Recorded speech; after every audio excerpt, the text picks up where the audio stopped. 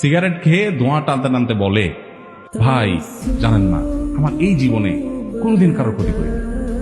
ছাড়তেছে কি সিগারেটের ধোঁয়া, আর মুখে বলতেছে কি, জানেন ভাই জীবনে কারোর কোনো ক্ষতি করি না। স্টিল সে ক্ষতি করতেছে ধোঁয়া দিয়া। তো ক্ষতি কাকে বলে এটা অনেকে বোঝে না। ধূমপান করা এটা এমন একটা অপরাধ যেটা কারণে নিজেও গুনাহগার হচ্ছে। আল্লাহ বলেছেন আল্লাহ তুলকু বিয়াইদিকুম ইলা তাহলুকা, নিজেদেরকে ধ্বংসের দিকে ঠেলে দিও না। যত ক্যান্সার হয় ঘরে ঘরে এখন বাংলাদেশে ক্যান্সার, এই ক্যান্সারের সবচেয়ে বেশি বড় কারণ হলো এই ধূমপান। এখান থেকে ক্যান্সার, তামাক থেকে ক্যান্সার সবচাইতে বেশি হয়। আমার বাবা ক্যান্সারে মারা গেছে, যার কারণে ক্যান্সার নিয়ে আমার একটু বিশেষ আগ্রহ আছে। আমি একটু পড়াশোনা করছি, বিভিন্ন ডাক্তারদের কাছে সহযোগিতা চেয়েছি। আমার লক্ষ্য আছে যে দেশে মানুষকে ওয়াজ মাহফিলের ফিল্ডে বা মিডিয়াতে বিভিন্নভাবে স্বাস্থ্য সম্পর্কে সচেতন করা। ঘরে ঘরে আমরা ক্যান্সার হওয়ার মতো কাজ করে বসছি, এর ভিতরে ধূমপান সবচেয়ে বড়।